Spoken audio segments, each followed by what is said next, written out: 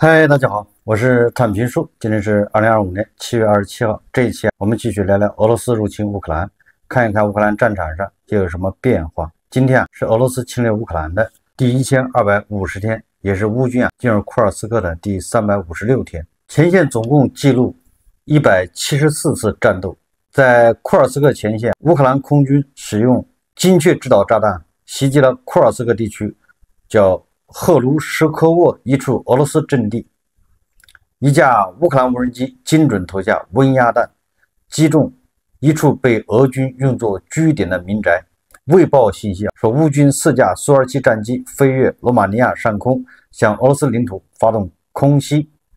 罗马尼亚国防部证实了这一消息，但强调这些飞机并未对本国的安全构成威胁。这个实际上就意味着罗马尼亚为乌克兰提供协助，间接打击俄罗斯。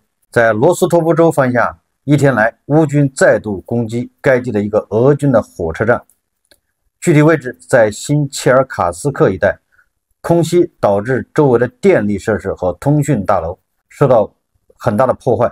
这是最近乌军对罗斯托夫发动的第3轮攻势。这2天有媒体报道说，俄军特种部队已经进入波克罗夫斯克市，有的甚至说俄军已经拿下了波克罗夫斯克。但是今天有很多媒体报道说，乌军已经消灭了所有进入波克罗夫斯克的俄突击小组。2天前，俄突击部队成功突入该市南部，具体来说是在矿工区占领了大片区域，其中包括数十栋民宅。他们还劫持了人质，并在控制区内对乌军进行伏击。收到这一信息后，乌军立即采取应对措施，特种部队被派往该地区，并开始在该市南部进行清理行动。30至50名俄特种部队人员被击毙，其中大部分遇难。一些人试图伪装成平民逃跑，但也被识别并被消灭。目前，波克罗夫斯克市已完全被乌克兰武装部队控制，该市境内已无俄军士兵。乌克兰安全局的无人机袭击了俄罗斯叫斯塔夫罗波尔的信号无线电工厂，其中一次打击发生在2号厂房，那里安装着俄军昂贵的进口设备，叫数控机床。第2次打击发生在1号厂房，那里是无线电电子设备车间。信号是俄罗斯最大的无线电电子产品制造商之一，该工厂专门生产各种电子战设备、雷达等。这个也遭到了乌军的摧毁。亲俄电报频道报告称说，军事记者兼宣传人员安德烈·菲拉托夫已结束战斗生涯，原因是乌克兰武装部队一架 FPV 无人机飞来打了个招呼。这个军事记者兼战斗人员叫菲拉托夫，就这么被去军事化了，化为乌有，成为耗材。昨夜，乌克兰无人机攻击俄罗斯最大的爆炸物制造设备之一，叫内文诺米斯克阿佐特工厂，也就是这个俄军的最大的这个炸药工厂，遭到乌克兰无人机的攻击。7月26日凌晨，俄罗斯对第聂伯罗、彼得罗夫斯克州和哈尔科夫州发生了多波次混合式的大规模袭击，袭击持续数小时。俄军动用了多种武器，包括制导航空炸弹、弹道导弹、自杀式无人机以及 FPV 无人机。第聂伯罗、彼得罗夫斯克州军政官员利萨克表示，防空部队在该地区击落了7枚导弹和26架无人机，然而仍有部分目标被击中。在哈尔科夫，市长杰列霍夫称，袭击持续了将近3个小时，俄军向市区发射了4枚制导航空炸弹、2枚弹道导弹，并动用了约15架沙赫德自杀式无人机。一座早已停工的民用企业遭到袭击。26号，乌克兰军事情报总局说，乌军无人机袭击了俄罗斯叫克拉斯诺达尔边疆区的阿尔马维尔机场，一架苏27战斗机被摧毁。这架型号为苏27 UB 战斗机，主要设计目的是培训飞行员，因此在本世纪初及其他以前曾被称作战斗教练机，教练员坐在后座，飞行员在前座。飞机采用双操纵系统。根据这个乌军快报电报频道7月25日援引俄罗斯本地社交平台消息称，乌军的无人机在俄罗斯多地发动袭击，让莫斯科市民度过不眠之夜。至少在罗斯托夫州、坦波夫州和斯塔夫罗波尔边疆区听到了爆炸声。在罗斯托夫州，无人机袭击了新切尔卡斯克市。该频道写道，可能是持续打击该地区敌方铁路基础设施的行动，目前具体后果尚不清楚。在坦波夫州，有报道称无人机袭击了位于科托夫斯克市的坦波夫火药厂，袭击后工厂区冒出浓烟。在斯塔夫罗波尔边疆区，位于涅温诺梅斯克市的涅温诺梅斯克氮肥厂遭到袭击。该市市长米连尼科夫在电报上表示，请大家保持冷静，不要散布谣言。此外，因启动地毯计划，俄罗斯南部多个机场的航班受到延误，涉及索契矿水城、弗拉季高加索、格罗兹尼、马加斯，仅在索契一地就有45个航班被延误。乌克兰军队总司令谢尔斯基说，2025年以来，俄乌冲突占领军采取死亡冲锋乌克兰的阵地，却遭遇到无人机的有力阻击，共伤亡被俘达25万人。而乌克兰在防御中大量杀伤敌人，同时也在局部主动出击，以攻为守，对占领军薄弱之处进行打击。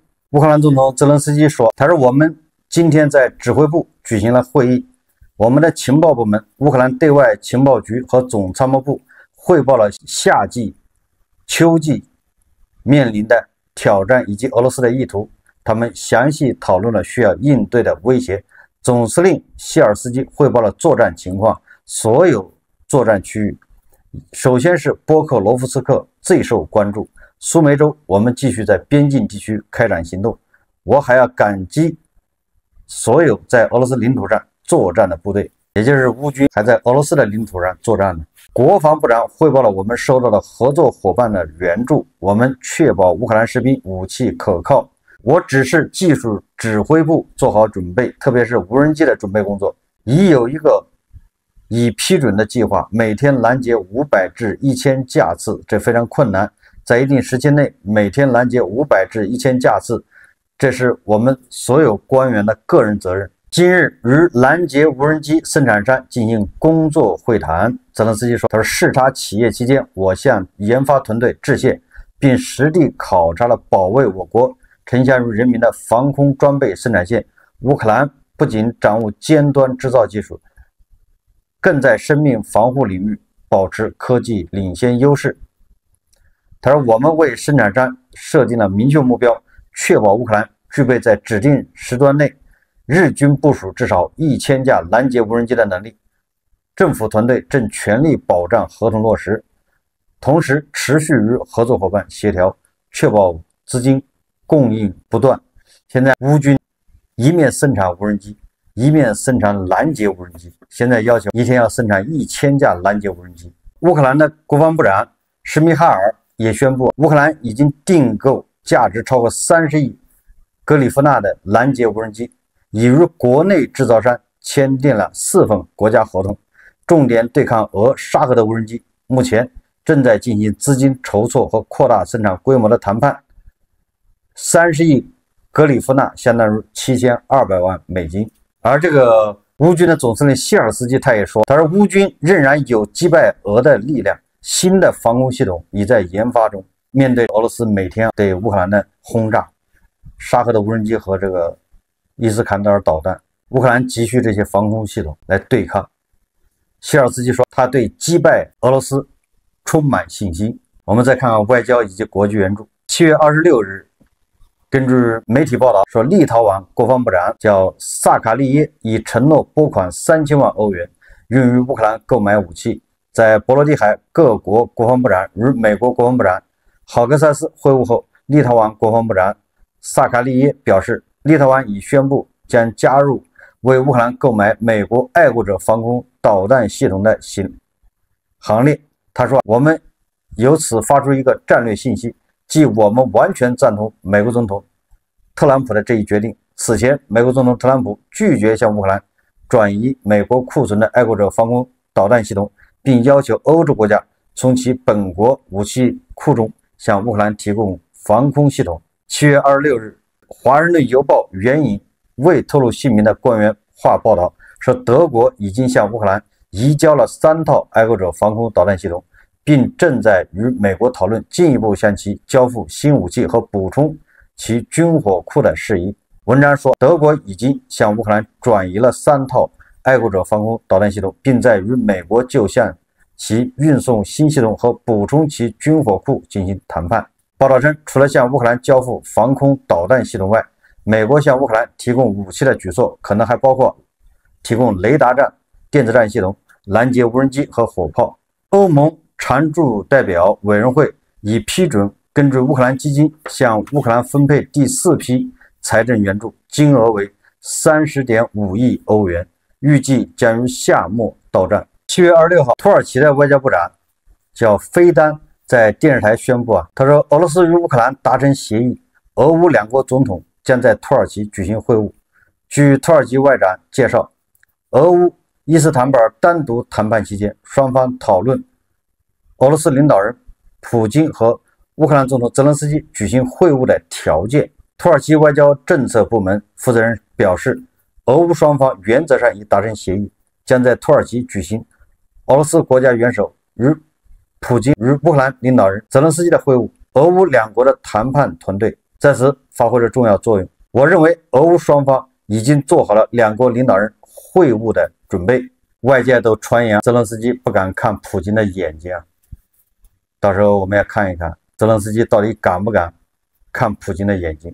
这个每日电报叫每日电讯报他说一个来自波兰的电话改变了特朗普对乌克兰的立场。说，据该媒体报道，7月4号，在俄罗斯袭击波兰驻基辅的领事馆后，波兰外交部长希科尔斯基致电特朗普的乌克兰问题特使叫凯洛格，紧急呼吁恢复对乌克兰的防空系统供应。几分钟后，凯洛格向特朗普报告称，北约盟友遭到袭击。特朗普随即下令解冻此前暂停的爱国者防空系统的供货。这批系统中的一部分，共40枚拦截弹，早在拜登时期就已经订购并存放在波兰，其中12枚在电话之后迅速交付乌克兰。华盛顿方面认为，这是特朗普对俄乌战争立场的一个转折点，他首次承认支持乌克兰对于现实实现和平的重要性。我们再看看俄罗斯人这个强盗逻辑。俄罗斯外交部发言人扎哈罗娃26号表示，他说和平谈判和乌克兰问题的解决从未真正列入西方国家的议程。他强调，若西方真心希望乌克兰实现真正的和平，就应该立即停止向基辅政府提供武器。这是自俄罗斯与乌克兰于本月23日举行一轮和平谈判以来，就是第3轮和平谈判，扎哈罗娃首次对此发表评论。扎哈罗娃指出，西方国家持续军事援助乌克兰，证明其根本无意通过外交手段解决冲突。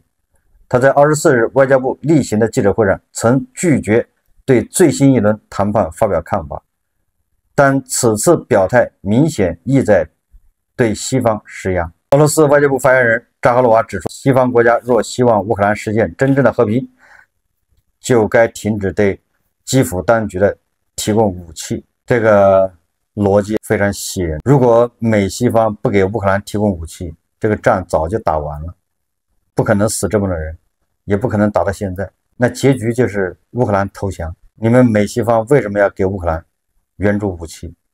结果打到现在还在打，死了这么多人，责任全在美西方。美西方不要给乌克兰提供武器，乌克兰他立即投降，这仗就不用打。就是美西方为什么要处处刁难一个联合国安理会，对吧？联合国常任理事国，为什么美西方要处处和世界第2军事强国作对？所以俄罗斯人想不明白，你们美西方只要不给乌克兰武器，这仗早打完了，至于打到现在吗？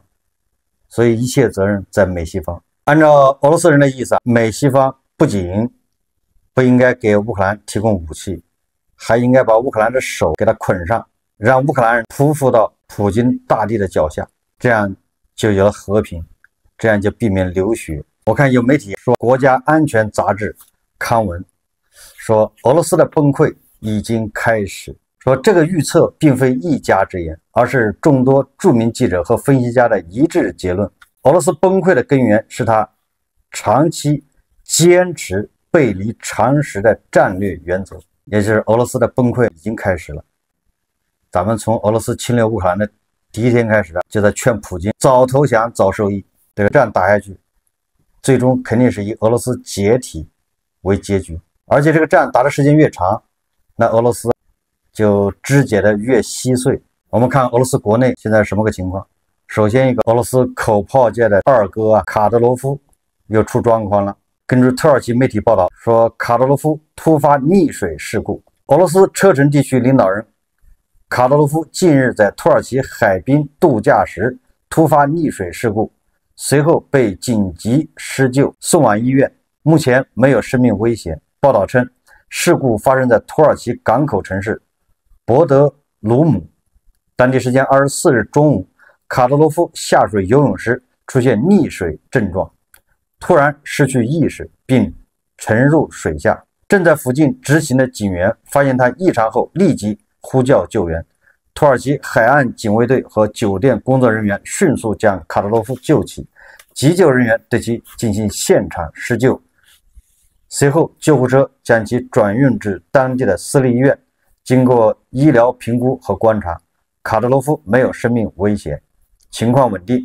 车臣方面暂未就此事发表声明。可以说啊，这是对卡德罗夫的一个小小的一个警告。在俄罗斯这样的国家，像卡德罗夫这样的人，那有几大危险的地方是不能去的，还有危险动作，什么游泳，什么站在窗户旁边，什么吃不明这个来源的食物，这个都是高风险，没事也不要在外面散步。随着俄罗斯国内矛盾越来越突出，随着俄罗斯在战场上越来越焦灼，投入越来越大，收获越来越小，消耗也越来越大。随着俄罗斯国内不停地遭到乌军的远程打击，随着欧盟一轮又一轮的制裁，随着这个周边的小国家、小兄弟纷纷背刺，高加索地区现在又出现状况，阿塞拜疆、亚美尼亚、土耳其现在已经搞起了小团体，团团伙伙准备针对俄罗斯，所以俄罗斯国内气氛也是非常的诡异。你很难说卡德罗夫搞的这一出是不是在跟阿塞拜疆、跟亚美尼亚、跟土耳其是吧，在呼应？怎么跑到土耳其游泳，好好的就沉到水底了？这个卡德罗夫很有可能把世界的目光啊再次吸引到高加索地区，让高加索地区局势继续发酵。如果阿塞拜疆、亚美尼亚这些国家对俄罗斯主张的他的领土在高加索地区，那么他们也愿意看到车臣的独立。所以我觉得这个比较有可能的是卡德罗夫的苦肉计，假装溺水，把世界的目光又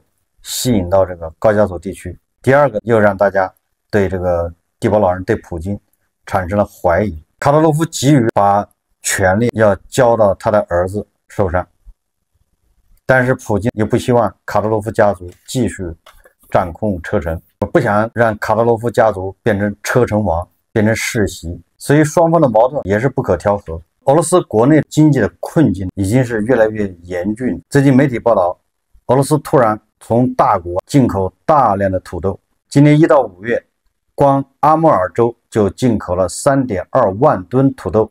这个去年1到5月，阿穆尔州从中国进口土豆不到1000吨，零头都不到，现在直接来个 3.2 万吨，足足是40倍。这个 3.2 万吨能够装满几十节火车皮，够一个中等城市吃上大半年。俄罗斯的国土面积全世界最大，土地也很肥沃，黑土地占了很大一块，每年粮食出口5000万吨。